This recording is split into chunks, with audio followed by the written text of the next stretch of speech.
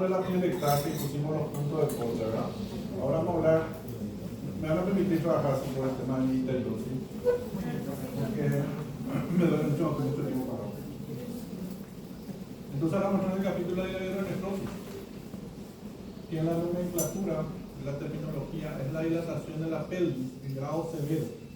Pero acá, ¿cuál es la diferencia? Acá siempre hay afectación de cálices. No estamos hablando de hidronefrosis. Es la anomalía congénita más frecuente detectada por ultrasonografía en el periodo prenatal. Su incidencia va del 2 al 5%. Su prevalencia de nacimiento es 0,5 al 4,5%. Las alteraciones graves de la vía urinaria aparecen en un 10% de las anomalías congénitas mortales. Y fíjense que cuando nace, de repente tiene menos porque hay muchas que se solucionan espontáneamente. Y muchas no se hacen ecografía postnatal inmediata. Entonces muchas que nosotros diagnosticamos con hidronefrosis, todas esas leves, se van después, se hacen control a los 6 meses y no tienen nada. Por eso que baja un poco esa estadística cuando hablamos de postnatalmente. ¿Cómo se clasifica? Ya vamos a este punto, ¿cómo se clasifica la hidronefrosis? Vamos a ir mirando imágenes entonces. Vamos a tener 3 tipos de clasificación: los descriptivos, los cuantitativos y los semi-cuantitativos. Los descriptivos hacen leve, moderado y severo. 5 a 10, leve, moderado de 10 a 15 y severo más de 15.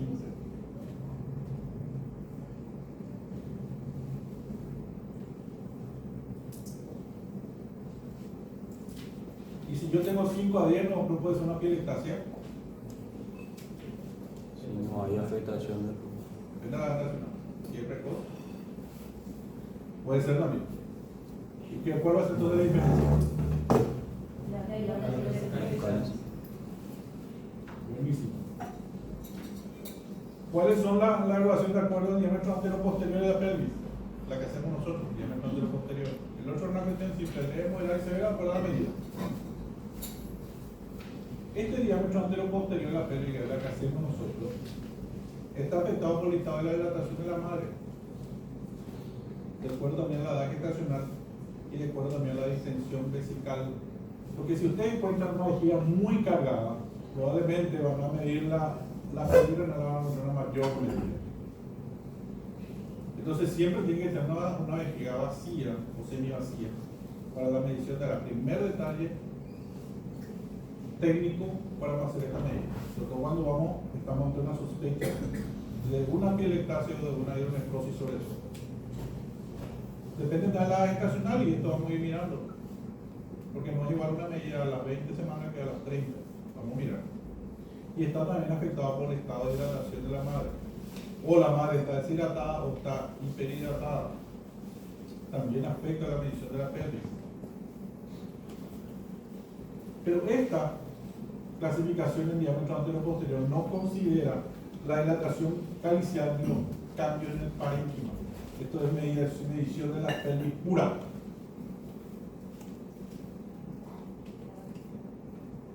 Estamos hablando de medición del diámetro. ¿Se entiende esto, verdad? Acá nosotros medimos y no miramos nada aparte del riñón, medimos solamente la pelvis.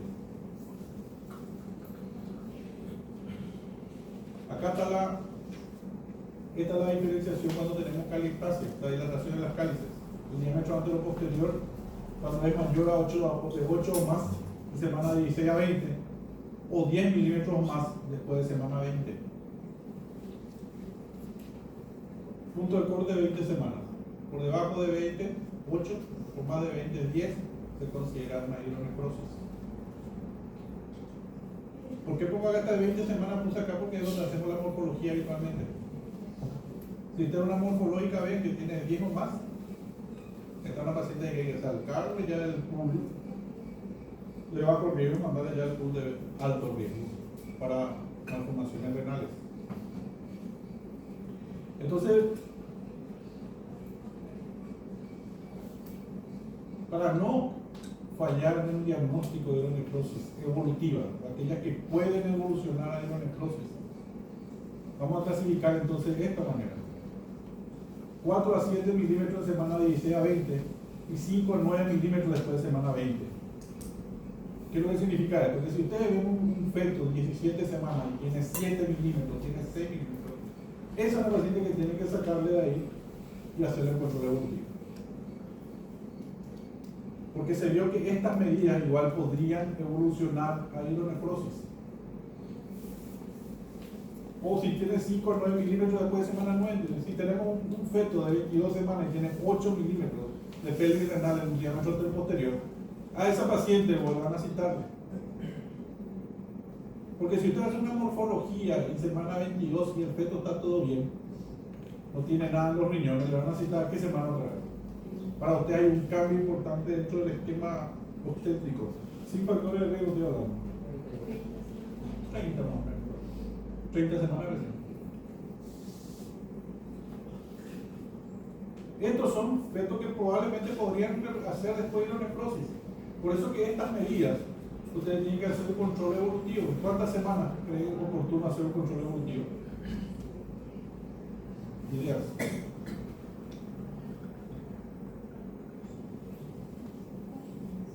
En un día, una semana. 15 días. 3 semanas.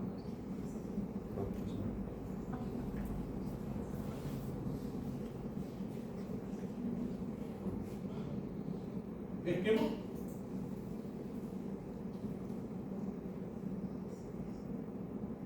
Diámetro anteroposterior, de acuerdo a la semana, 12 a 26, 26 a 24, ahí están las medidas.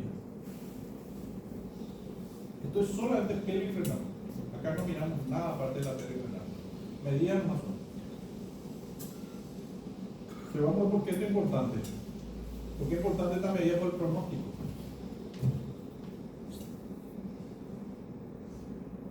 Cuando el diámetro anteroposterior de la pelvis es menor a 10 milímetros y no tiene dilatación calicial, el 94-97% serán normales después de nacer.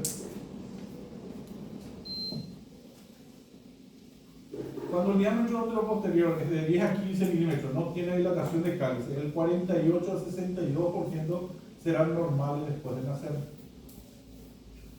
Y un 39% de estos fetos van a requerir una intervención médica o quirúrgica. Por estas cosas es importante la medida. Pura. Cuando es menos de 10, entre 10 y 15.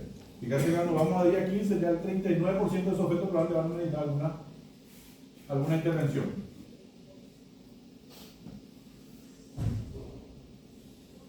Todas las caliostasis, cuando ya está dilatado las cálices, moderado sería la gran mayoría va a requerir cirugía de derivación.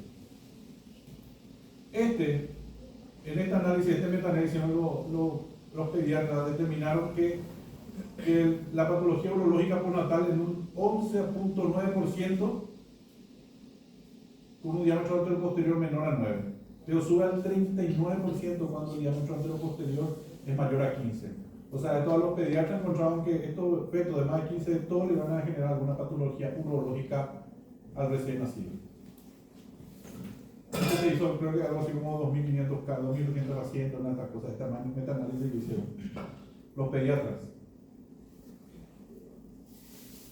Si nosotros miramos en qué trimestre es más importante esto que estamos midiendo, que este análisis que estamos haciendo en cuanto a la medida pura y el pronóstico, fíjense que en el tercer trimestre el valor predictivo positivo para la detección es mucho mayor en el tercer trimestre. Un diámetro anteroposterior mayor a 7 en el tercer trimestre detecta el 69% de anomalías urológicas versus el 49% cuando el diámetro anteroposterior es mayor a 4 en el segundo trimestre. Estamos hablando de un 69 contra un son 20% más de probabilidad. O sea, si ustedes tienen una patología, una probable, ustedes creen que puede ser una hidronefrosis, es mejor detectarla en el tercer trimestre. Entonces recién les pregunté cuánto tiempo tendríamos que repetir la ecografía, cuando creemos que podría convertirse en una hidronefrosis algo que está dentro de unos parámetros considerados razonables.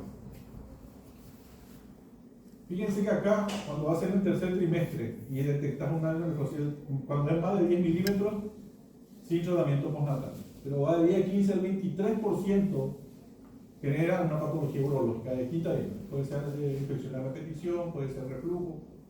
Y cuando es de más de 15 milímetros, el 64% va a requerir algún tipo de tratamiento, ya sea médico o quirúrgico.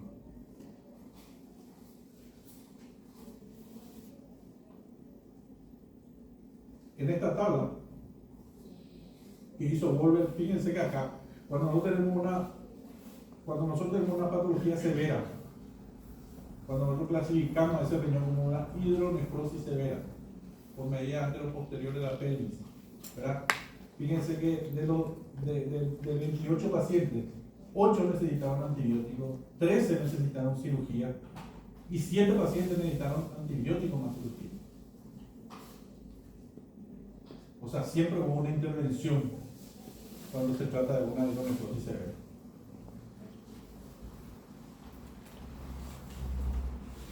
La siguiente clasificación es la semi-cuantitativa. Acá usamos dos preferentemente, que es esta, que es la Sociedad de Urología Fetal de los Estados Unidos, y el siguiente es la medición del anteroposterior más presencia de calextasia, que son los dos que más se usan. Dentro de todos estos dos, vamos a usar más de la Sociedad de Urología Fetal, que es el que más se usa. Esta es una compilación de FEPA, y la clasificación es en esto: grado 0, normal. El grado 1 es cuando hablamos de dilatación solamente de la pelvis. Grado 2, hidronefrosis con dilatación calicial leve. Grado 3, hidronefrosis con dilatación calicial moderada. Grado 4, hidronefrosis con dilatación calicial grave.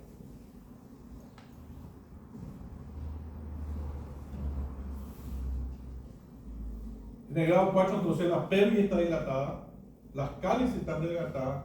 ¿Y qué pasa con el parénquima? Está ya adelgazado.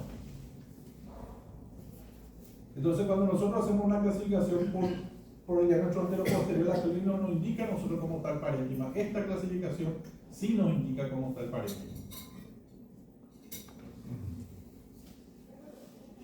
A mí me parece mejor esta clasificación. Comentarios sobre esta clasificación. Es un espectro basado en la apariencia de la pelvis renal, cálice y parénquima. Estamos de acuerdo. Hay una buena confianza intraobservador, pero poco interobservador. Es modesta. Es apreciativa. Un metaanálisis dijo que esta es la que más se usa. La que hizo Sidú y tiene mayor consistencia. Pero por una cuestión de lógica, más porque te hace mirar todo el riñón. Mirar el riñón desde la pelvis hasta el parénquima y mirar el grosor del parénquima, una cuestión de lógica. Y si nosotros esto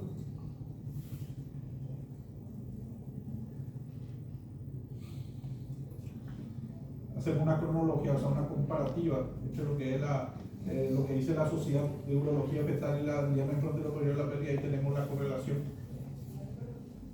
con respecto a la dilatación solamente de la pelvis con relación a la Sociedad de Urología, y ahí está la correspondencia. Fíjense que un grado 5 sería una más de 15 milímetros de dilatación grave de los cálices, correspondería al grado 5 cuando el parénquima renal ya está adelgazado. Esa es la combinación de ambos. El problema es que cuando vos informás una hidronefrosis grado 5, ¿verdad? Y el que recibe el informe no está, va a decir cómo está el parénquima, porque no te detalla. En cambio, cuando vamos a hacer la descripción en el informe de una patología renal usando la Sociedad de Urología Fetal, sí tenemos que describir: este corresponde a un grado 5, que corresponde a una dilatación pielocalicial severa con adelgazamiento del parénquima.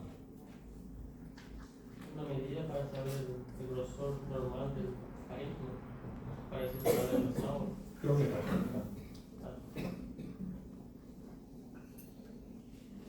Porque está seguro que lo he visual. Es objetivo. Miremos un poco esta parte. El grado 1, donde solamente vemos la pelvis renal, hay 50% de resolución postnatal.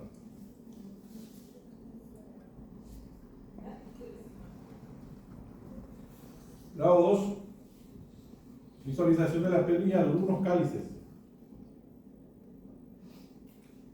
Catalina.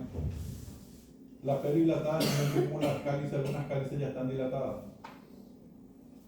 Tenemos 36% de resolución postnatal.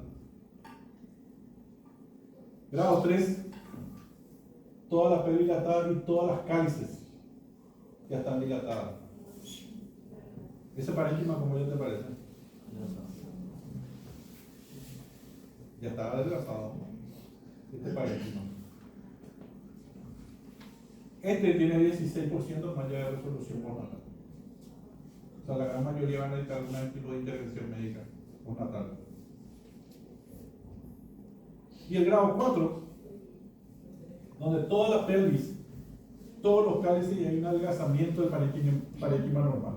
Este solamente tiene un 3% de resolución. O sea, casi seguro va a necesitar una intervención.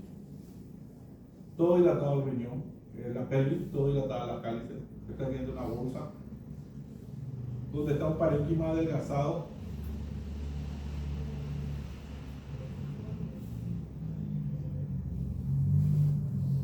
¿Qué más tiene este parénquima?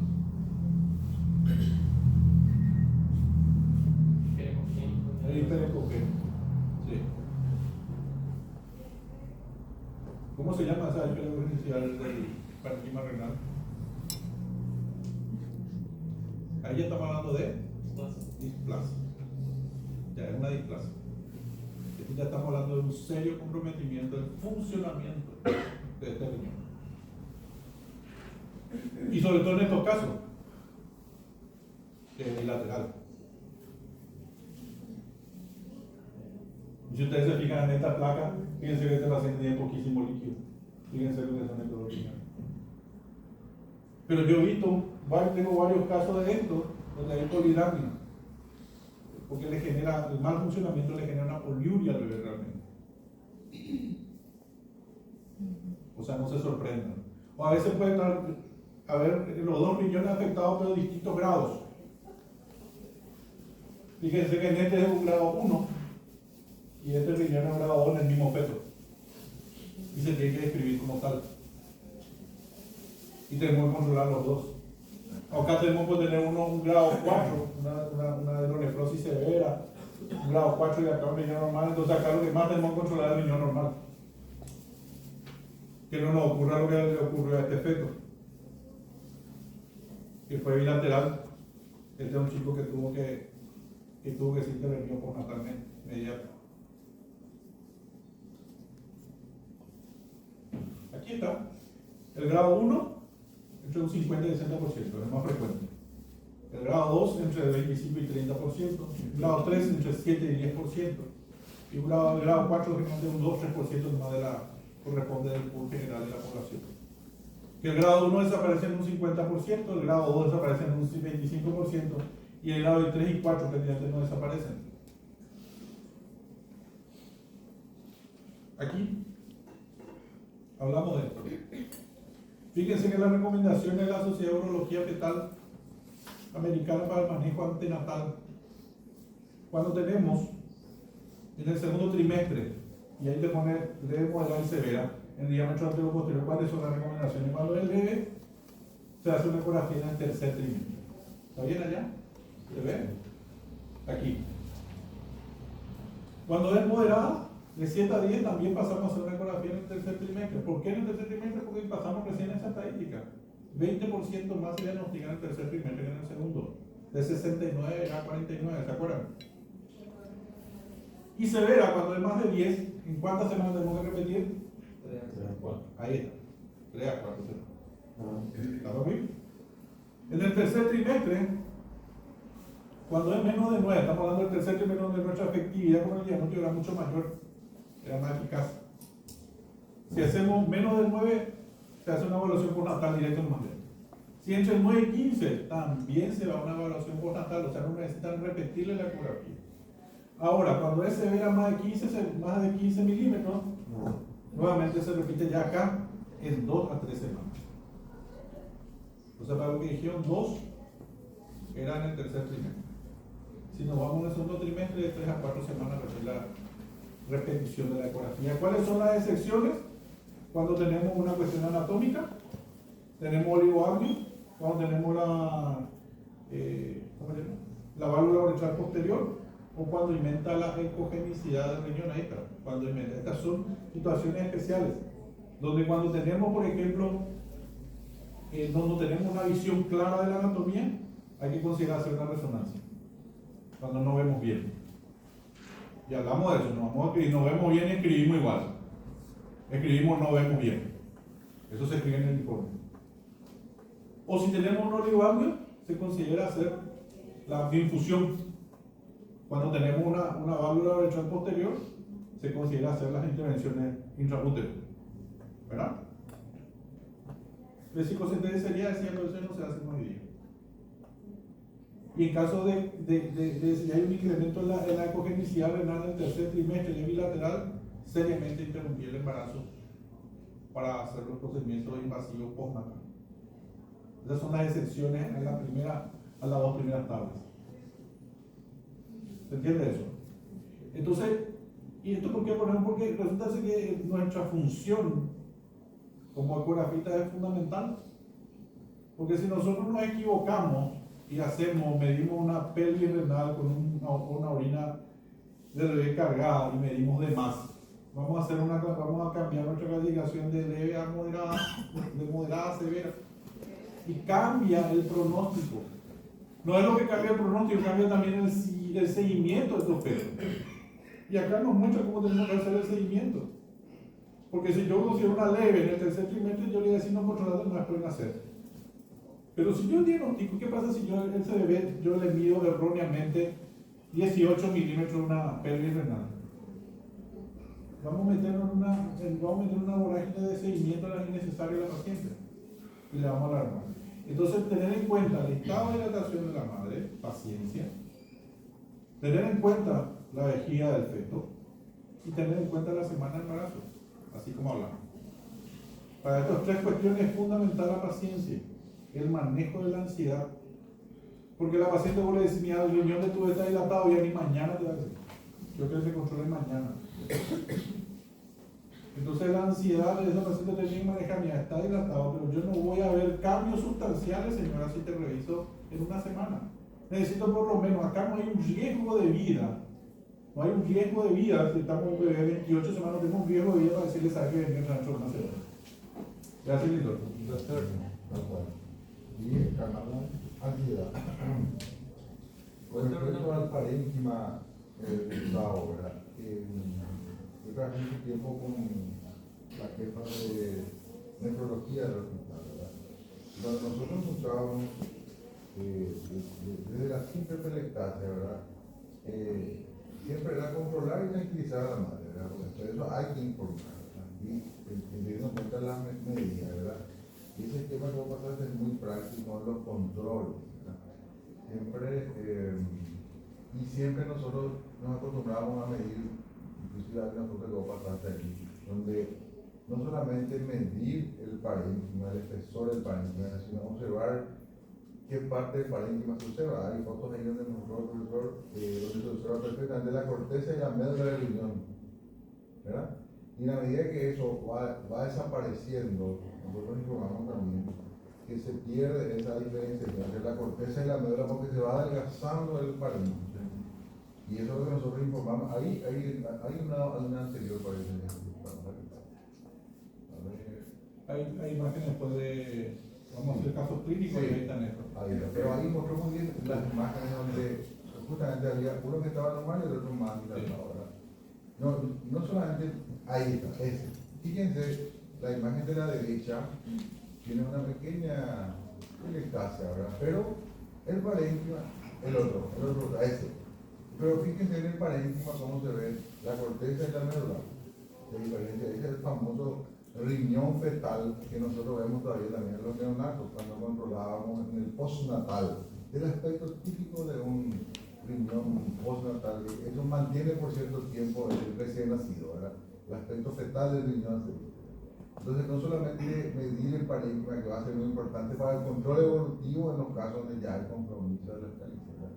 Mirar, como decía, subjetivamente evaluar y también la medida para los controles posteriores, ¿verdad? Pero muy interesante eso que dijiste, el control evolutivo, no, súper. La medida acá en este tipo de cosas es muy importante la medida para hacer los controles evolutivos. Doctor, una pregunta. Caso hipotético, gestante de 37 semanas, con dilatación mayor a 15 milímetros, unilateral. ¿Qué hago con este paciente? ¿Afectación de la cálice? ¿Sí o no? Y sí, Tu primera afectación severa. vez Afectación severa. Ok. Ajá.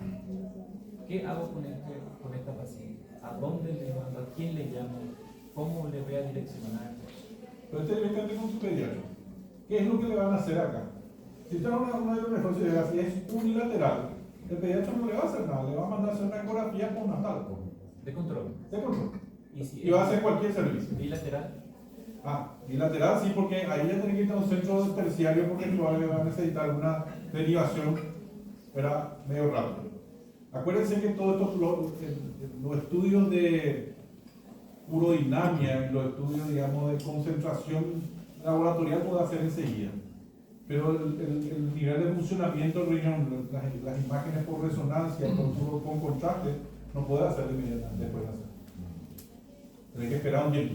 Lo que vas a hacer un laboratorio abierto, pero lo que pasa es que en el laboratorio que nos ocurre a nosotros también intraútero, es que no podemos establecer cuál de los riñones está afectado en caso de que sea bilateral.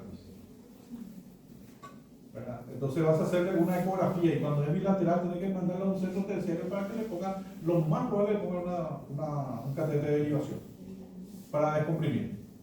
Profe, ¿hay una edad gestacional para considerar la interrupción del embarazo en caso de ser vida? Y hoy día yo tengo en los mejores centros, nosotros el último que interrumpimos fue el año pasado, que era una bilateral, yo creo que en el caso clínico tengo esto, ese caso se interrumpió en semana 33. Por eso con la afectación Bilateral. y del parénquima. Grado 4. Era un grado 4 bilateral. Lo que pasa es que ahí depende mucho de tu centro. Porque si vos tu centro no está preparado para recibir un feto de 30 semanas, lo que pasa es que si esto cambió está seguro que en otros países esto interrumpe en 30 semanas, si es que bilateral no interrumpir en 30 semanas. Porque el riesgo de displasia renal es demasiado alto. Y una vez que entran displasia, recuérdense que ya ahí ese riñón muy difícilmente va a volver a funcionar. Y tiene que ir a un trasplante. Y por eso es cuando tenemos también nosotros, desde el punto de vista prenatal, cuando tenemos una válvula uretral posterior y nos está generando la mega vejiga con todo el proceso, el diagnóstico no tiene que ser precoz, porque tenemos que descomprimir rápidamente esa obstrucción para descomprimir los riñones antes que entre displasia. Yo creo que ya no nos da tiempo para tocar ese punto, pero vamos a tocar, está dentro de la siguiente clase, vamos a tocar algunos puntos relevantes que nos corresponden a nosotros desde el punto de vista prenatal. Y uno de ellos es justamente la válvula uretral posterior. Entonces, ¿cuáles son las causas de hidronefrosis? Lo más frecuente es la hidronefrosis por obstructiva. Puede ser también por reflujo vesicoureteral, o puede ser por un déficit de la musculatura de las paredes del tracto urinario y abdominal del síndrome de Krune-Belli. Dentro de los fenómenos de obstrucción, ¿dónde es más frecuente? ¿Vale? Hielo ureteral. El pie ureteral. Ahí es el lugar más frecuente donde se obstruye. Entonces, cuando no tenemos una cosa, que si no tenemos una obstrucción piel ureteral, ¿nuestro ureteral está dilatado? ¿La vejiga está dilatada? Entonces, cuando nosotros vemos acá, nosotros tenemos esta estadística, sabemos cuál es la causa más frecuente de hidronefrosis obstructiva. Dentro de la obstructiva, ¿dónde es el lugar más frecuente? Piel ureteral. Esa es nuestra dinámica de pensamiento mientras estamos haciendo la ecografía. Entonces ya nos vamos a buscar, ya nos fuimos abajo, buscamos el ureter, nuestra vejiga está normal, nos voy arriba, este es el piel ureteral, que es lo más frecuente estadísticamente, me corresponde. Vamos avanzando en la exploración. La obstrucción ureteroespérica es la malformación más frecuente del tracto urinario, constituyendo la causa más frecuente de hidronefrosis fetal y neonatal. Corresponde a un 50% de las malformaciones urinarias que tienen diagnóstico prenatal. Aparecen mayoritariamente en el sexo masculino, fíjense 5-1. Eso es muy importante de mirar los genitales. La afección es unilateral en el 70% de los casos, sobre todo del lado izquierdo. Fíjense con ese detalle, y es cierto. El 27% de los casos se encontrará otra malformación urinaria y el 19% es extraurinaria. O sea, no es bajo su asociación con otras patologías. O sea, si nosotros encontramos en un llamativo, estamos haciendo mira a la cabeza, este es lo peor que puede ocurrir. Vos estás haciendo una morfología y estás haciendo mira a la cabeza, le mediste toda la cabeza y le hiciste el corte parasagital y todo demasiado lindo. Vimos que la cara está todo lindo, el corazón te llegó media hora, paz, una hidronefrosis. Entonces ahí qué va a pasar, en tu mente ya viene que el 27% tiene que empezar todo de cero. Tiene que empezar otra vez. Te va otra vez. Empezó otra vez. Te querés morir. Bueno, pero es por esto, chicos. 27 es alto. Tenemos la obligación de volver a revisar completo de vuelta porque por ahí se te pasó algo, tu concentración. Entonces ya una vez que encontrar la malformación ya se te abre otro espectro en la mente.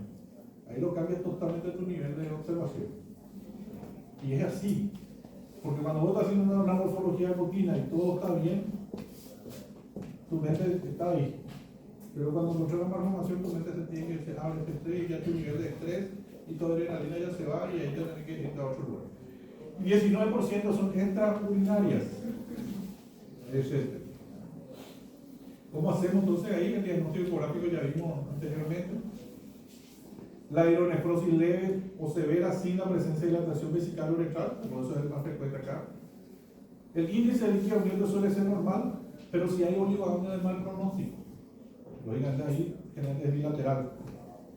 Pero a veces se presenta un polidramio en caso de obstrucción unilateral parcial con la incapacidad de concentrar la orina. Ese riñón que está con una hidronefrosis, ¿verdad?, genera una poliuria.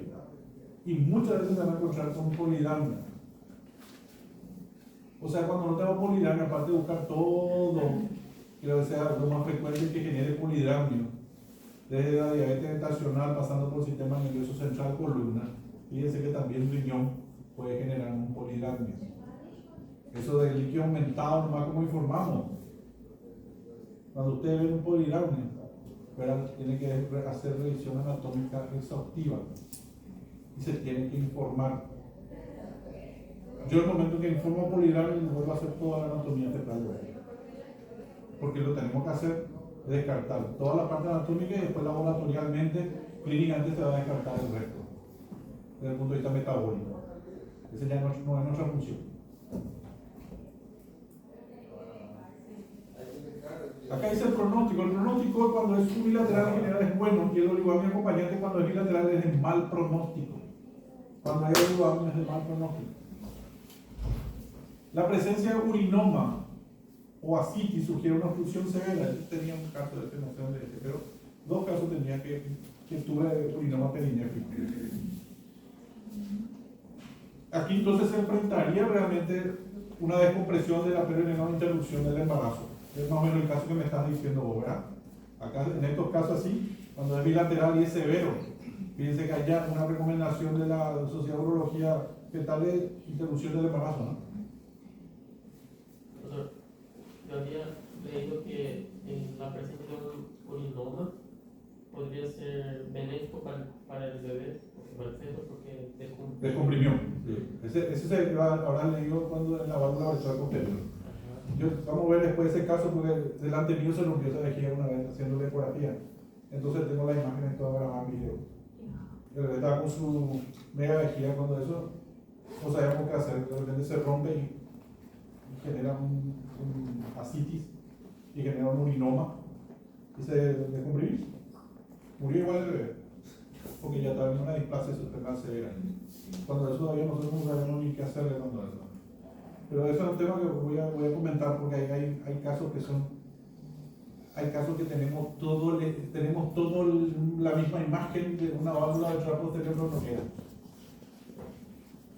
Ya no nos va a dar tiempo hoy, pero vamos a tener que una clase más, creo que de renal, y vamos a charlar un poquitito sobre la obstructiva. Vamos a charlar la diferencia en imágenes, porque son casos clínicos que vamos a mostrar, para que vean un poquito que no todo lo que se ve de repente es lo que nos parece, sino que parece otra cosa postnatalmente. Entonces, este es el problema de la descompresión. Fíjense, en este caso de hidronefrosis, ¿este qué grado sería? Hay un riñón derecho y un riñón izquierdo. Es un 4 y un 2. Pero fíjense cómo este riñón ya tiene prácticamente desaparecido las cálices, ¿verdad? Acá se ve un poquitito. ¿Cómo es el hiperecogénico de nuestro parénquima? ¿Cómo está adelgazado el parénquima? Una gran dilatación de la pelvis renal. Grado 4. Esta es solamente una dilatación de la pelvis renal, pero el parénquima renal está conservado. Tiene su sistema pielocalicial normal. Este feto, me siguen ahí, este era en semana 29. Este mismo feto en semana 31. La evolución en el tiempo. Cada vez más hiperecogénico el parénquima, cada vez más dilatado. Y yo de esto no me interesaba mucho porque yo tenía por eso su ropa comercial, pero este riñón había que seguirle. Que lo ocurrió sobre todo porque tenía un grado 2 también de dilatación. Un estadio 2. Entonces realmente lo que interesaba el control no era este riñón, porque ya tenía un severo daño, era este riñón. Porque este bebé iba a vivir hacia a este riñón. Y así terminó este caso. Fíjense cómo se dilató más. Estábamos cuidando este riñón, estábamos mirando donde hay más cuidado. Pero así terminó en 37 semanas.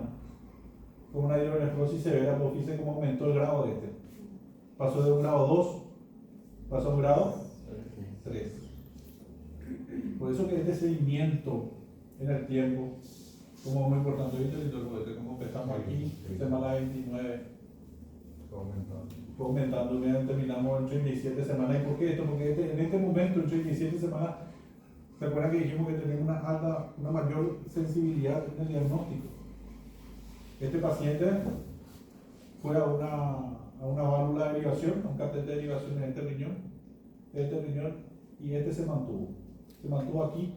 Este riñoncito, este bebé hizo varias infecciones a repetición. Este riñón está bastante normal, creo que no traje las imágenes por natales, hay casos que tengo, pero lastimosamente este riñón no funciona. Hasta el ya le hicieron todos sus estudios de funcionalidad renal en forma individual y este riñón no funciona. Doc, y en el caso que el control evolutivo, el riñón izquierdo ahí se llegara a un estadio grado 4, ya antes ya es recomendable la interrupción. Este interrumpimos acá, por culpa de este riñón, porque aumentó de 2 a 3. Y hasta ahí aguantamos con el tema de ansiedad. Un grado 2 todavía era especulable, ¿verdad? Pero acá en 37 semanas, un feto con maduración, cuando este aumentó en 37, se decidió la interrupción del embarazo. Se interrumpió 3 semanas antes. Es una buena pregunta, porque eso es muy importante. Aquí, gracias por esto se interrumpió, porque el resto de todos los parámetros estaban normales. Pero acuérdense que toda esta decisión es una cuestión en conjunto. Acá nosotros para tomar esta decisión, yo hablé con el obstetra, hablé con el pediatra y hablamos con el urólogo. Y hablamos los 4 y ahí se tomó la decisión de interrumpir el embarazo. Por eso que nosotros tenemos este trabajo en conjunto, es fundamental para nosotros, ¿verdad? Un equipo. El trabajo en equipo. Gustavo Dionisio nunca se alteró de él. Nunca se alteró. Y tenía Doppler normal, el bebé crecía bien. Uno hacía un perfil y un Doppler estaba perfecto, pero no tenía relación con él. Pero yo, ¿cómo justificar interrumpir un embarazo en 37 semanas? No te dirán, no, 37 no pasa nada. No están así. No están así porque vos le estás sacando 3 semanas antes de su fecha. El bebé tiene que nacer cuando tiene que nacer. Toda la naturaleza diga que tiene que nacer. No nosotros en el calendario porque el cumpleaños mi tío viene. No se hace así, cae en su papá. Porque otros sí, Víspera de feriado. Y cada vez, Ya que los petróleo. acá son todos, la mayoría son los tetra acá, ¿verdad? ¿Quiénes son los tetra acá? Levanten la mano. Bueno, Mayoría son.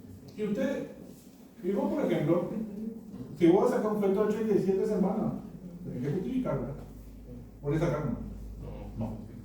Ahí está. Tenés que justificarlo. Sancionar. 30 de abril. Bueno. Acá voy a tocar un punto más que el megaureter, porque esto también tiene que ver con las dilataciones. Solamente que tiene una obstrucción donde es más baja ya. No, porque ya terminé. Sí. Pero este vamos a llevar unos 3 temas que vamos a hacer Sí, 8 horas. no, no, sin problema. Queríamos tocar la parte de válvula electoral posterior. Quiero que van a la enfermedad de la quistosis renal, que quiero que vean la imagen porque van a toparse en un momento con ese tipo de cosas en el consultorio. El megaureter es la dilatación uretral normal en ausencia de dilatación vesical o con o sin dilatación bien localizada. El megaureter, solamente el ureter. Es de revisión esporádica más frecuente en el hombre, 9 a 1. Puede ser por una obstrucción de la unión vésico-uretral o puede ser por reflujo. ¿A qué se asocia el megaureter? A gerencia renal unilateral, riñón ectópico y un doble sistema colector renal. El pronóstico en general es favorable en casi todos los casos. Esta es la imagen que vemos nosotros cuando hay megaureter. Esta imagen me parece. ¿Qué es lo primero que van a hacer acá? Le vamos a poner doble, ¿verdad? Acá lo primero que van a hacer es poner el doble porque es toda esta estructura que no debería estar en el abdomen. Nos vamos, cuando vemos este tipo de estructura en el abdomen, tenemos que ir al riñón. Un riñón izquierdo, una dilatación, un grado 2, ¿verdad? O 1. Grado 2, ponele. Fíjense lo que está diciendo el parénquima renal, como una corteza de la médula se ve bien, ¿verdad? Pero por debajo de esta imagen serpinginosa acá, eco negativa, tiene gerente peregrino y sobre todo, ¿qué tiene? Van a dejar el traductor que tiene. Tiene peritonitis. Le pusimos Doppler, esperamos pacientemente y vemos si tiene peritatismo. Y un riñón solamente tenía esto, es un megaureter. En este caso, es más fácil porque fíjense que acá esto es una imagen quítica en uno de los polos del riñón y de ahí sale el uréter dilatado. ¿En qué caso van a ver esto así? En la duplicación renal. Donde siempre el polo inferior, vamos a mirar la duplicación. Yo le voy a mostrar esa imagen porque van a ver en el consultorio eso. Siempre el polo superior de ese riñón va a estar en forma quística, va a tener un quiste. La pasada vino una paciente y me diagnosticamos una doble burbuja, porque estaba el quiste acá y el estómago al lado era riñón izquierdo, y ya no teníamos una doble burbuja, no, era un quiste del polo superior del riñón por una duplicación. Y este es el luto que vamos al tema de las cosas, pero vamos a terminar aquí. Este no voy a dar ahora, vamos a pasar esta parte. Y voy a ir a la parte final.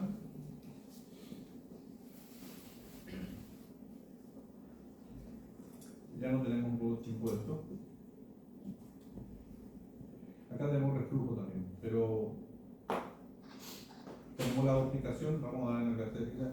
Vamos a ver distintos tipos de duplicaciones y por qué es importante su diagnóstico. Porque estos fetos muchas veces cuando no se diagnostica, nuestro problema acá es que no se diagnostica con frecuencia y son fetos que hacen, o sea, recién nacidos que hacen infección urinaria a repetición y nadie sabe por qué. Hasta que a algún momento ahora le hacen la ecografía renal, alguien se está duplicado y toda la parte de duplicada arriba es un quiste, una bolsa básicamente de orina sin movimiento, porque el uréter duplicado no tiene peristaltismo porque tiene poca musculatura y el quiste renal arriba, por eso genera tanto inconveniente desde el punto de vista clínico. Pero nosotros cuando miremos, hagamos esa parte de la ecografía, vamos a diagnosticar. Generar el flujo también, ¿verdad? El reflujo. vamos a mirar un caso clínico de un reflujo que es espectacular. Porque justo estaba mirando por ecografía cuando se pude ver el flujo invertido. Tenemos un video de ese. El sistema entonces de graduación es el más adecuado, es el mismo. El que detecta a los pacientes que van a tener resolución espontánea, que van a requerir antibiótico profiláctico en el postnatal y lo que van a requerir intervención quirúrgica. Esa clasificación es la que nosotros tenemos que usar. ¿Tiene que ser qué cosa? Tiene que ser reproducible y confiable entre los observadores. O sea, yo tengo que ver, tenemos que ver nosotros y tenemos que coincidir en eso. ¿Está bien? Este es el sistema que ustedes van a usar de acuerdo a su experiencia. Esto es donde se produce la obstrucción, a producir los distintos grados de dilatación, ya sea del riñón, urete o puede producir la megavejiga. Que el momento donde se produce la obstrucción es fundamental para el pronóstico del feto. Cuando más precoz es, más. Pero cuando la obstrucción es precoz que el... Mejor pronóstico. ¿Cómo? Es peor pronóstico. Porque va a estar más tiempo obstruido ese riñón. Las obstrucciones tardías son menos. Porque ahí está, las obstrucciones precoces van a generar los distintos tipos de digenesia. Las obstrucciones tardías van a presentar riñones funcionantes, porque la reparación rápida es vital para preservar la función. Cuando más tarde la obstrucción no tiene posibilidad, como no ocurrió en ese caso anterior, donde lo tuvimos que sacar en 37 semanas para preservar la función del riñón que estaba bien, el otro lastimosamente no funcionó. El grado de estenosis y sudoración es importante para el pronóstico. Entonces, se ha establecido que tiene más riesgo de patología significativa de la vía urinaria en aquellos casos en que la hidronefrosis es diagnosticada antes de la semana 20, visualizada en todas las exploraciones, mayor a 15 milímetros, bilateral y de curso progresivo. El pronóstico de la patología obstructiva está directamente relacionado con el daño renal producido por esta, por lo tanto es necesario realizar la evaluación a través de los grados de displasia renal. ¿Cuáles son los grados de displasia renal? Vamos a tocar en el capítulo del luto. Presencia de quistes corticales, la hiperecogenicidad y el oligoamnios. Repetimos. Quistes corticales, hiperecogenicidad y el oligoamnios. Tres imágenes ecográficas fundamentales para distinguir la displasia. Y esto se ve mucho en el luto. La forma más directa de evaluación de la función renal consiste en obtener muestras de sangre y orina fetal. Estos son sus indicadores. Por ecografía, de displasia estamos hablando, riñones hiperecogénicos, quistes corticales y oligoamnios y la determinación en orina. Esto es en orina fetal, se hace punción de la vejiga, se desecha el primer acto, se toma el segundo, para tratar de determinar la función de ese momento del riñón que vino de arriba. Y por sangre se hace la beta 2 microglobulina fetal, menor a 5. Esto nosotros tenemos que analizar, tenemos que saber qué se hace, que forma parte de nuestro esquema de tratamiento. ¿Se entiende? Bien.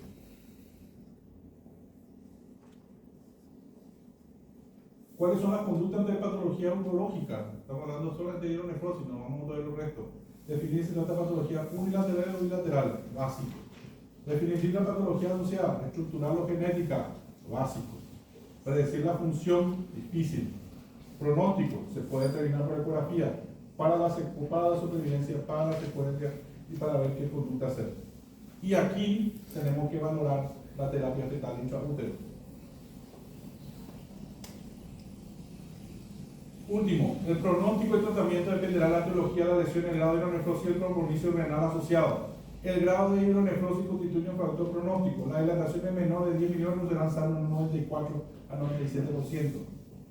Las dilataciones entre 10 y 15 van a ser salvos solamente en un 48-62% y serán operados el 39% de ellos. Y el grado de displasia renal a consecuencia también es un factor pronóstico. Quedamos claros en el tema de hidronefrosis y la ectasia, para cómo funciona el riñón, cómo se forma el riñón, y en el siguiente control vamos a tocar alguna patología un poquito menos frecuente. Esto es lo más frecuente que tenemos, y vamos a tocar patologías como las obstrucciones urinarias bajas.